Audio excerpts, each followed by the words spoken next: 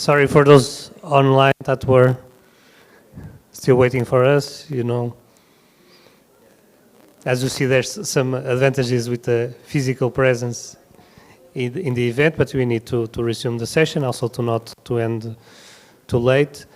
We have been discussing during the morning some of the main topics around the blue economy that were worked by each of the clusters, but also that were identified within the. And now we invite our project ambassador, Stephanie Vela. She is director of the MedBAN National Hub in Malta, and she's also going to share a little bit of a perspective which takes also into consideration the SMEs, the blue economy, and how what are their challenges and opportunities. Please, Stephanie, the floor is yours. You can move around as you stay more here.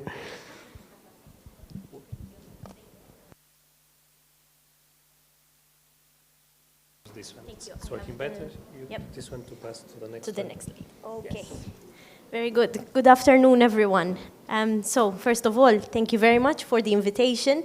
It's a great honor to be here, to be invited for the event, but particularly because on the success of the event. So I think it's a very important project. And I'm just going to ask you to bear with me for a couple of minutes because, as some of you might know, my background, I don't know what happened. Okay, I went too fast. So some of you might know my background is in economics. So in order to deliver just a few sentences, I wanted to look a bit, in terms of the importance of the project within the blue economy and why is the project so important within the context of the blue economy. Now, as I'm sure all of you know, the blue economy is a very important sector within the EU. I mean, not only does it employ a lot of people, it generates a lot of sales, but more importantly, it's a productive sector which generates a lot of value added. But I think more important than that, it is a sector which has been growing. So over the course of the last few years, there has been growth in employment, almost 20%, growth in value added, even stronger growth in turnover. But notwithstanding this growth, it remains a relatively small sector within the EU, okay? And it only generates or contributes, to less than 2% of employment within the entire EU. And it only contributes to 1% of the value added, which is generated by the EU. Now look at this within the context of the fact that you've got so many member states which actually have a coast which is within the blue economy sphere, okay? Whether it's the Mediterranean, whether it's the Atlantic, whether it's the northern countries, but there are so many countries which some way or another are dependent on the sea for their economic activity. And therefore, it was very heartening today to see a number of SMEs here which are coming from aquaculture, fisheries, renewable energy, maritime transport, because obviously these are all very important sectors within the blue economy.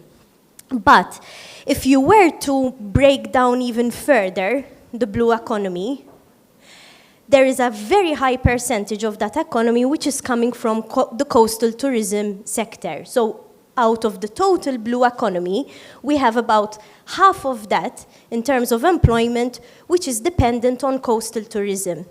If you look at maritime transport, then about 25%, so 1 out of every €4 within the blue economy is coming from the maritime transport sphere, whether it's ports, transport, and any of the related activities. Now, there are growing sectors, such as renewable energy, for example, marine living resources, but notwithstanding, they remain relatively small. Now, consider this within the context that most of that economic activity which you're seeing there and most of the employment which is being generated there is being done by very, very small firms. Some of the very small firms which we have seen over here today. So, unfortunately, while we do not have a breakdown of the firms in the blue economy, it's very safe to say that they very much mimic the rest of Europe, okay? Which means that 99%, chew on that for a little bit, 99 out of every 100 firms that there are in the EU are SMEs. The majority of those are actually micro enterprises, very, very small enterprises, and a good chunk of them are startups, such as some of the discussions which we've been seeing here today. Now, out of those 99% in Europe generate half of the employment which is being generated in the EU, okay? And therefore, SMEs are a fundamental backbone of the entire economy. They are a fundamental backbone of the blue economy when we look at that. Because while there are a very small percentage which are larger firms or medium to large firms, in actual fact, and they do generate obviously a higher proportion of the value added, you do realize that most of the firms remain micro and small, and most of the employment is actually dependent on those SMEs. So, blue economy, SMEs. Now, the SMEs face similar opportunities as do the larger ones, but they face more heightened challenges than the larger firms do, okay? Now, the opportunities can be very similar. I mean, if we look at the twin transition, and this was what was the beauty of the MedBAN project, because it was focusing a lot on the aspects of the twin transition, and there's the digital transformation, but also the elements of the green transformation, is that there are ample opportunities for SMEs to actually tap into the opportunities. But SMEs will typically face harder challenges, more costs, in order to be able to implement particularly the directives which come from the digital transformation and from the green transformation. Again, just to put you in the context, SMEs will have to pay over 53 billion, not million, billion euros in order to implement all the legislations and the directives which come from the digitalization aspect. If you look at the green element, they will have to pay 28 billion every year. Not a one-off payment, 28 billion. Now put that within the context of all the SMEs which exist. So obviously, there are opportunities to be taken, and they cannot be missed. SMEs cannot afford not to digitalize, because it's the only way where you can add value added, okay, for your business. As Ali was mentioning before, you know, look at the growth which has been experienced in a relatively short period of time because of the digitalization element and the internationalization element. So clearly there are definitely opportunities to be had. But there is a cost as well, which tends to be disproportionate on these SMEs. Now with these challenges, also take into account that SMEs also find additional challenges, okay? And I won't go into them because they've already been mentioned, you know, access to finance, okay?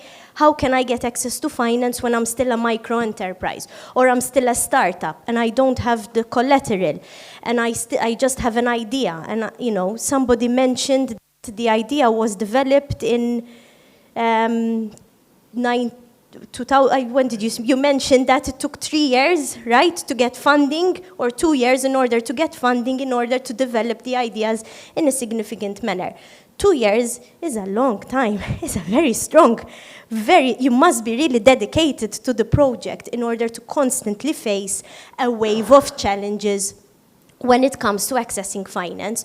So obviously, yes, SMEs face quite a significant amount of challenges. It's financial pressures, access to finance, the regulatory hurdles, which tend to be disproportionately higher on SMEs. Look at GDPR, regulations, and everything that is associated with that. How do you access the market? This was another heartwarming issue which was mentioned in the previous discussion, that yes, I was operating in Portugal, but I got my supplier from France. Amazing. I was operating in Malta, and I got my supplier from somewhere else. Malta, a country which was not even in the project, you know. So this was amazing. This was some of the benefits which came out of the project. But market accessibility is actually a very strong challenge sometimes for SMEs, because when you're thinking about, you know, 5 people or less working in a business within an idea, and you're trying to access the market, a market which might not be your strong point because you're focusing, or you might be an engineer and looking at the technical aspect, and it's difficult for you to look at the numbers, where the market is coming from, where is the trend coming from. So market access is definitely a challenge for SMEs. And obviously then there are workforce issues which are also common for SMEs. So how does the MedBAN initiative tie in with all of this? Now this ties in perfectly. Why? Because its objective was to create a one-stop shop that will mobilize SMEs in the blue economy. And that is precisely what SMEs find challenging. Before, somebody mentioned, what were, you know, when asked, but what was the benefit that came out of it? And somebody mentioned the time and the resources which were saved for me in order to be able to apply for these funds was quite significant. So the fact that that is a challenge, and micro enterprises and startups can look at these kind of opportunities and tap into them, is already addressing some of the challenges. But the idea of the initiative was not only to create a one-stop shop, it was also, and very importantly, it contributed as well to the materialization of how do you bring in the opportunities which are being presented, such as the EU industrial strategy, but also with the blue economy. And this all manifested in terms of not only what we saw today, but it led to the support of over 50 projects with a budget of 1 million, okay? And to me, this is a very strong positive, over 9 countries, which is quite phenomenal in my perspective, okay? Because the project not only set about in terms of providing just funding, but a very strong point, I think, of the project was that first there was homework done in order to establish where the ecosystem is. And then building on that ecosystem, there was the provision of funds which are available. Now, 1 million is obviously important, but a very small amount within the context of all the funding that is necessary. Now, obviously, there are other funding opportunities which exist, and thank God for that. You know, there are numerous ones, whether it's EU funding, you know, there's MFAF, different ones. There's the Blue Invest, you know, a number of them which also support SMEs. But despite all of this, there remains a very, very strong financing gap, okay? A very strong financing gap which is not, or is currently not being addressed by the private nor through public capital, okay? So if you were to look at the world in general, okay, we need almost 150 billion per year in order for us to reach SDG 14 within 5 years. Now that's a very, very strong financing gap. In the EU alone, for SMEs, we need between 60 to 70 billion. So this is a very, very small drop in the ocean. But notwithstanding, and as I'll you know, towards the end, I think it's created a drop in the ocean. But it's important that the ripple effects which are created by that drop in the ocean will now continue to be felt, okay? So, this basically brings me to my conclusion. There was a statement in the annual report on European SMEs which really stuck out to me. And it said that turning SMEs from followers into leaders of the radical change requires, very importantly, that we need to have SME policy which is really embedded in policy making. So policy making, none of it, any of the areas, cannot not take into account the challenges which SMEs face. So if we want to turn SMEs, and we have to, because remember, they're generating 50% of employment, okay? The majority, as we said before, are SMEs. So if we want to turn them from followers into leaders, we need to make sure that SMEs feature in policy making. But I'm going to go a step further than that. And I'm going to say, it's not enough just to have SMEs in policy making. It is more importantly and complementary to that to ensure that there is adequate funding. Because it's useless speaking about SMEs unless part of that financing gap, unless there are more projects like MedBAN, which really address the strong financing gap which is required, particularly for micro-enterprises. And again, to tie in with, with what I said before in terms of the fact that the MedBAN project not only supported SMEs in the partner countries, but it supported also SMEs in other countries. And this is something which is equally important. Why? Because the challenges which SMEs face require that you simply cannot work in isolation. Okay? You cannot be working in a silo, but you need to connect with other SMEs, particularly within the context of the blue economy. Okay? And let me bring this down maybe a bit more to a concrete example in terms of Malta. Now, I hope everybody knows where Malta is, but Malta is a very, very tiny country in the Mediterranean.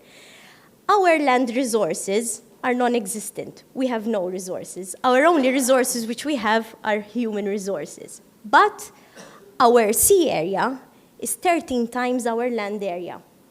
That is our resource. That is where we strongly depend on.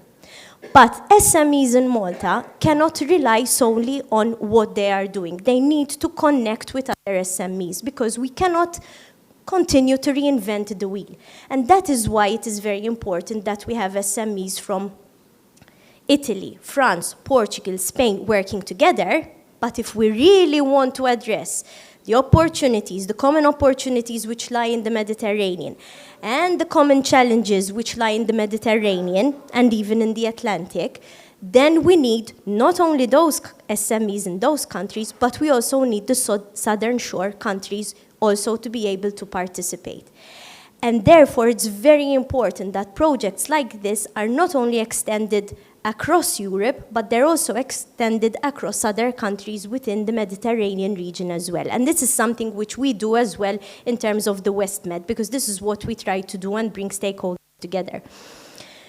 And finally, to tie this all in together, so SMEs, followers to leaders, making sure that SMEs are in policy making, that's not enough.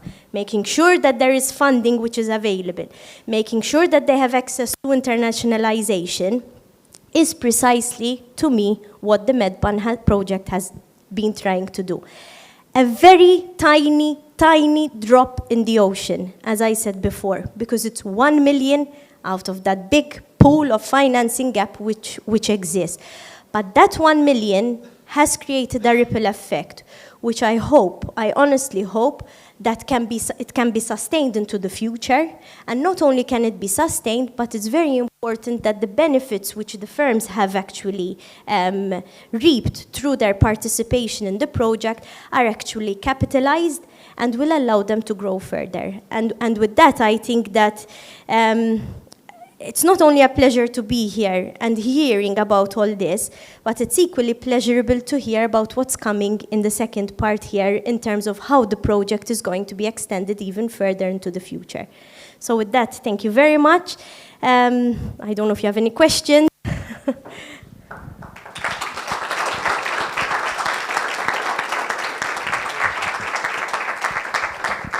Thank you very much, Stephanie. It was very, very insightful. And you added the figures, which I think it's also important for us to have in mind, because the challenge is much bigger.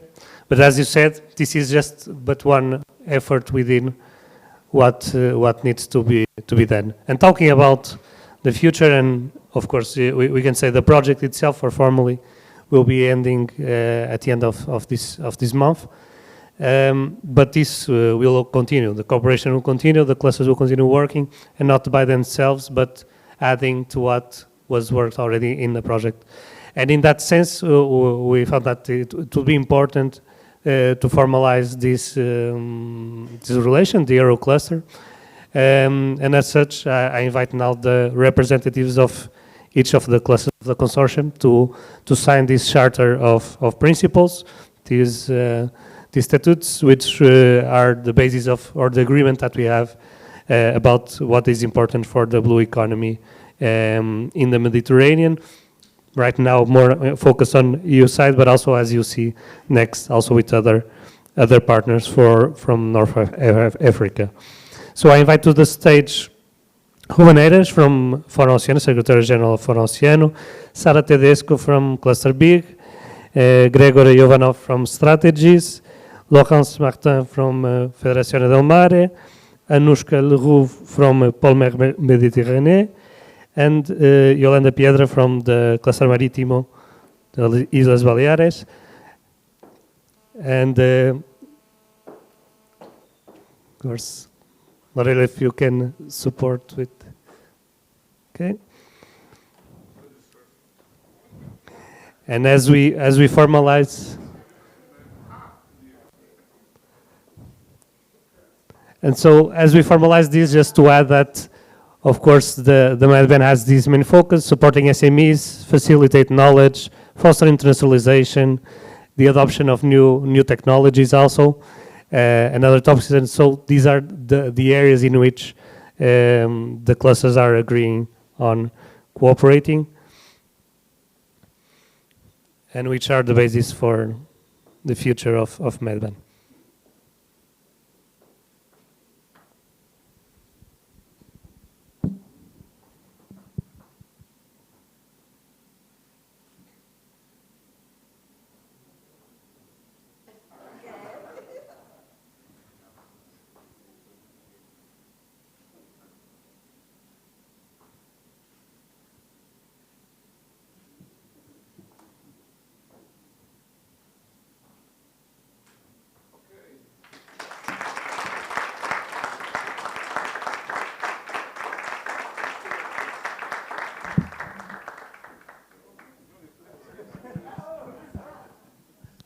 Teamwork, teamwork.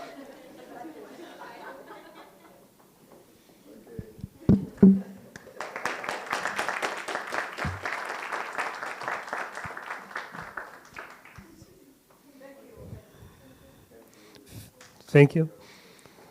So we will see here in the end some words also from Ruben. Right now, we also wanted to take into consideration also the importance of the rest of the Mediterranean, also understanding the need to fill in the synergies between existing projects and initiatives which are also co-funded and supported by the European Commission. We also wanted to formalize also a memorandum of understanding between the project and another important project for the Mediterranean blue economy, which is Call Me Blue. And for that, I invite Lidia Rossi from Polo Formare to tell us a little bit more about Call Me Blue, and then also to sign this memorandum of understanding. I'm just waiting for our background support. Okay. Lydia, the floor is yours. Thank you, Hugo. Thank you. Just to switch here. Yes. Okay. So good morning, everyone. First of all, thanks for this opportunity, for inviting me in representation of Call Me Blue project. I am Lidia Rossi, Managing Director of Formare, and we are the coordinator of Call Me Blue projects. I will briefly introduce these projects, and we can see, as Hugo was mentioning before, how we can strengthen these synergies and collaboration among projects that we are building up during this period, let's say, and we want to continue in the future. And we believe and trust in this cooperation and synergies. So today is the right opportunity to emphasize the scope of this project in relation also the opportunity of MedBAN projects.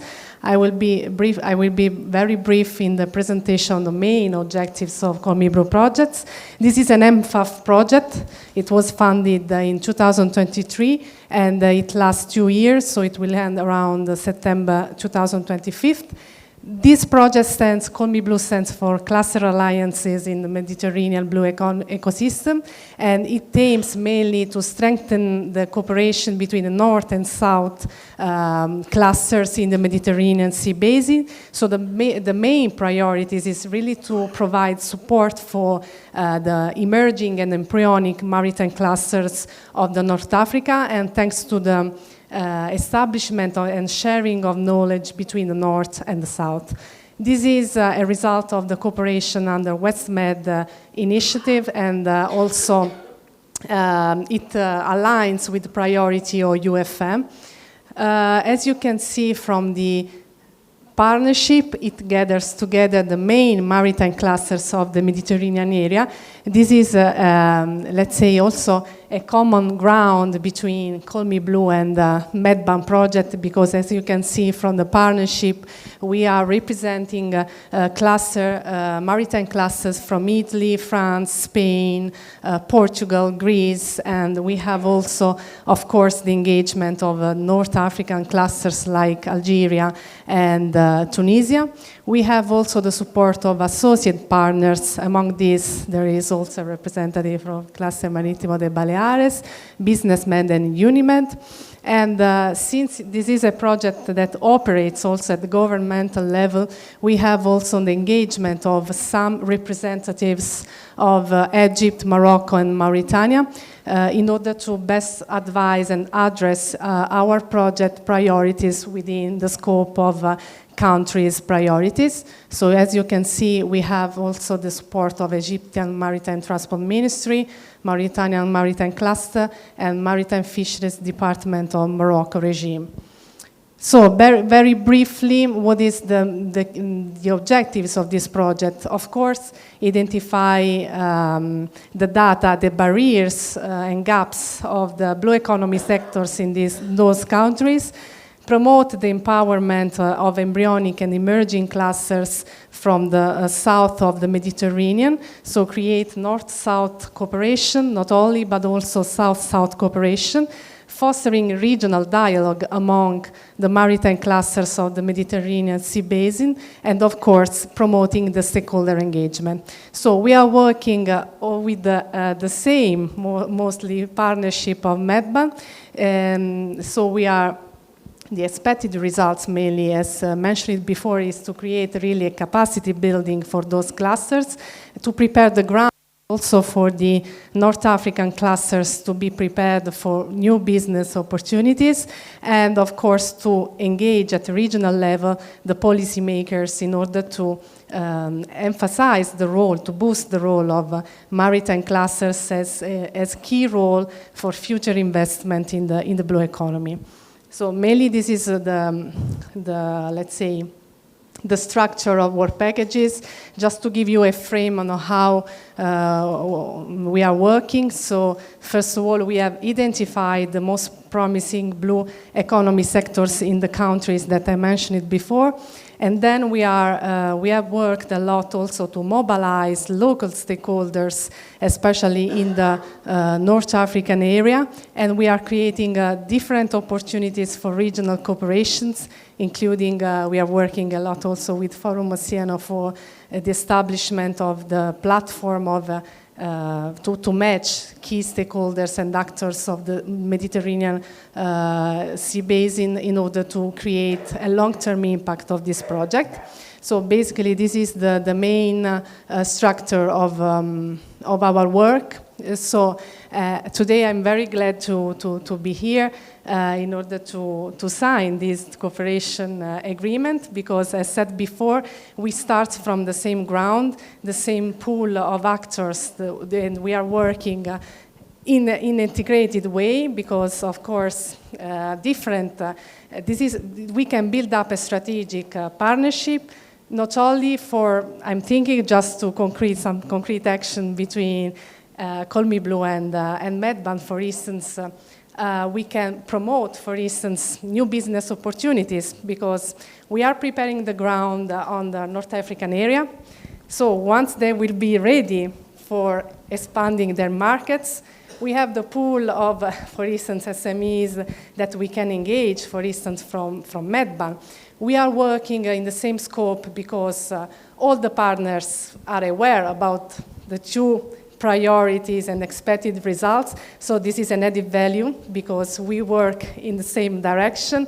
We can also provide support services thanks to the expertise we gain through MedBAN projects, and we can mobilize the stakeholders in terms of research centers, policy level, SMEs, ecosystems, so we can take advantage from the experience we gain for MedBAN in the EU industrial ecosystem, expand on the North African area. This is, I think, some concrete efforts that we can make together. And of course, this is just a starting point to create future collaborations and to promote, of course, and to exploit, let's say, the results we gain from these projects in order to really create new opportunities for a sustainable blue economy towards the twin transition. So I'm very glad to have this formal collaboration with the MedBAN project. Thank you.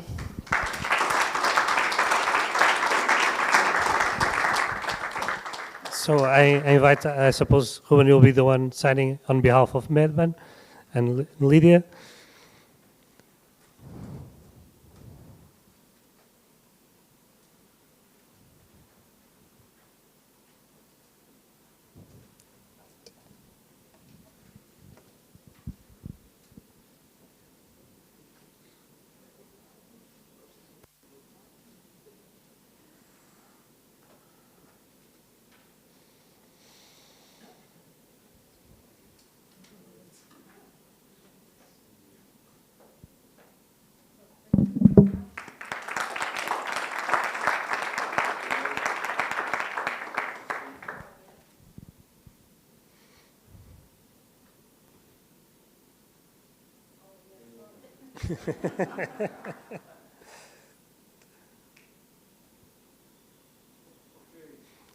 Very well.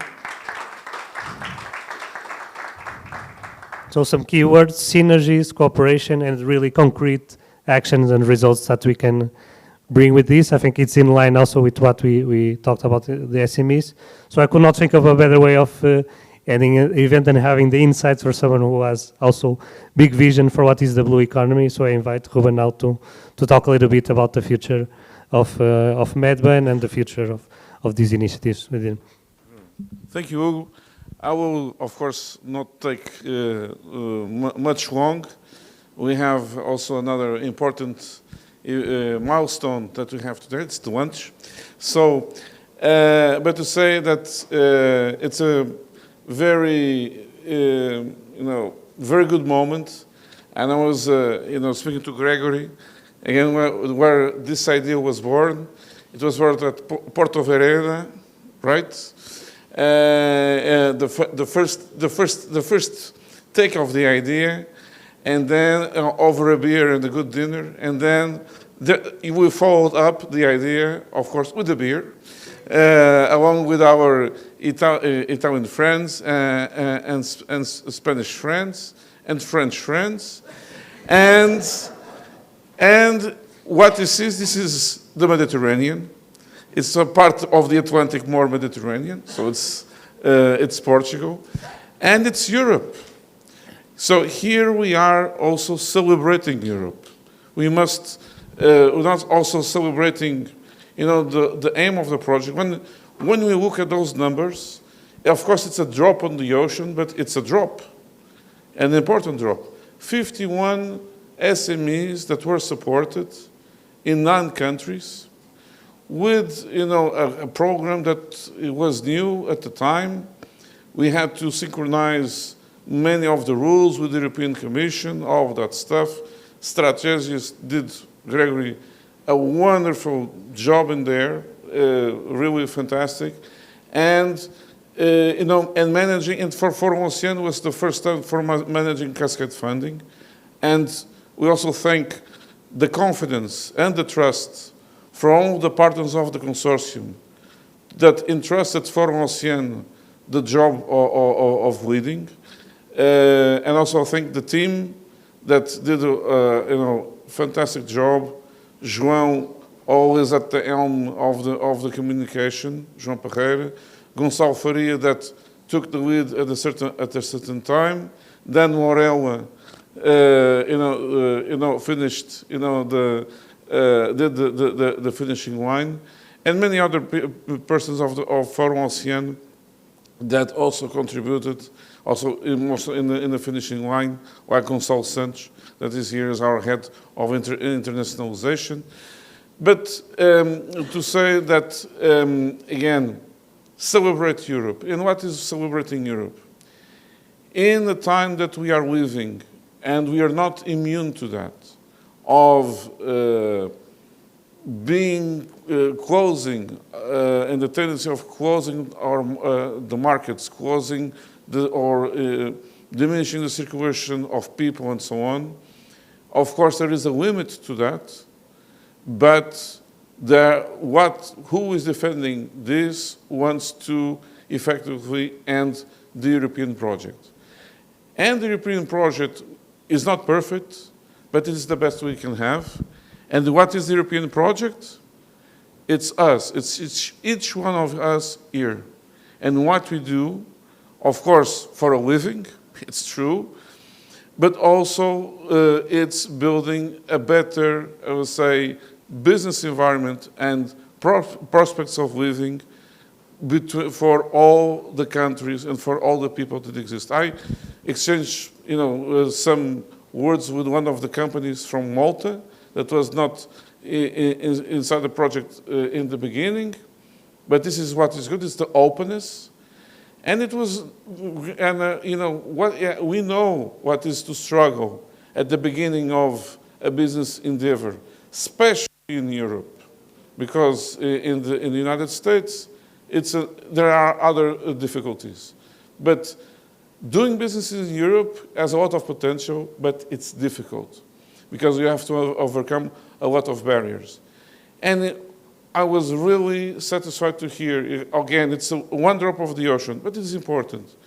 The project contributed for opening the doors to a port that, with the supplier that gave the information and was open to that. So connecting, aggregating, linking. And we not also did a good job, but we had fun together doing the project. And so this is a moment of joy, but also a certain melancholy, because there are other consortiums that they say, okay, finally we got to the end, and H1 goes its way.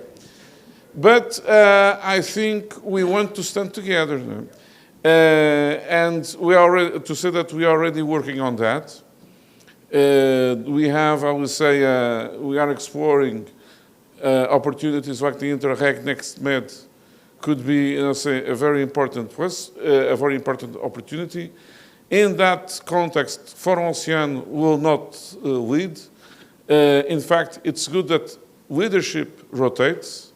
I think it's important now, and I'm going to be biased now, that Italy, with FTM, takes the lead. It's an important player in the without, saying less from Baleares or from Spain, but to say that it's the kind of project that it is in the liaison, especially with because there is an important aspect in MedBAN, and it is, project generation like MarMed, Call Me Blue, and so on. It's the connection with the countries of Northern Africa.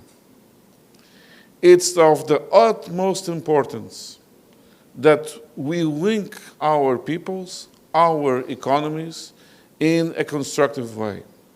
so that we can have facts on the ground, but also action on the ground from day-to-day people that says for the forces that want to close, to say, no, we want to maintain open in a win-win situation, but in a win-win situation. And personally, I learned a lot in the last 3 years about the amazing innovation that is happening in Algeria, Morocco, Tunisia, that sometimes in this part of the lake, of the Mediterranean, we have certain ideas that are too much Eurocentric and too much, I would say, prejudiced in a certain way. So this is also a way of deconstructing that, but for building better cooperation with higher value added for all of us.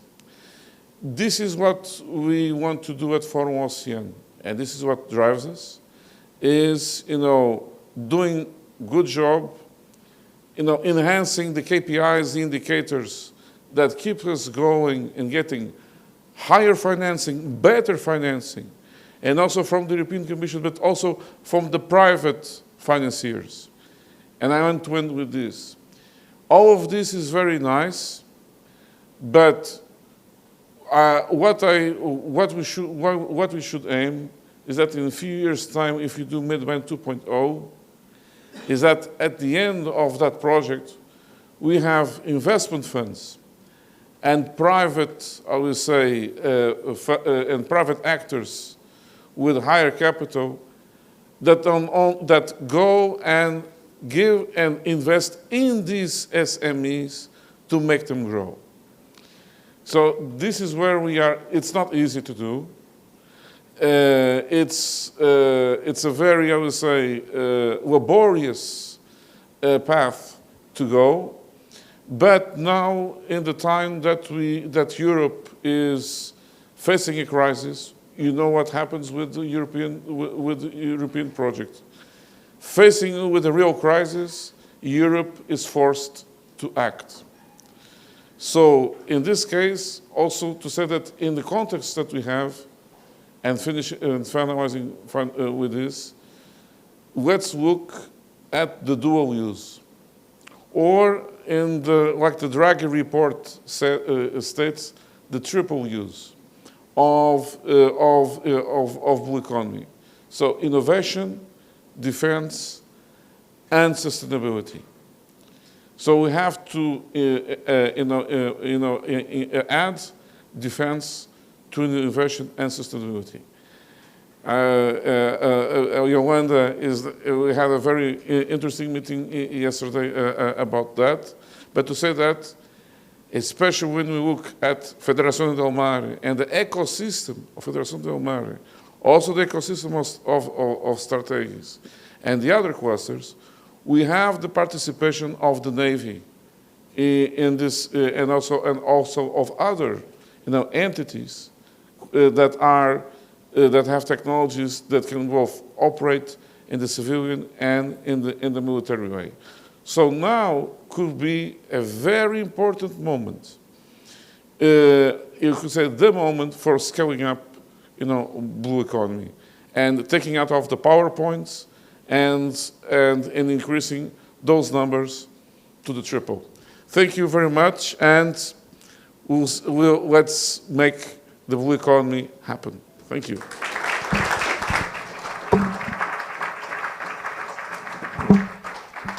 Thank you, Ruben. So just to thank also the ones who attended online, and thank you for being here. And of course, cooperation will continue. See you in the next time.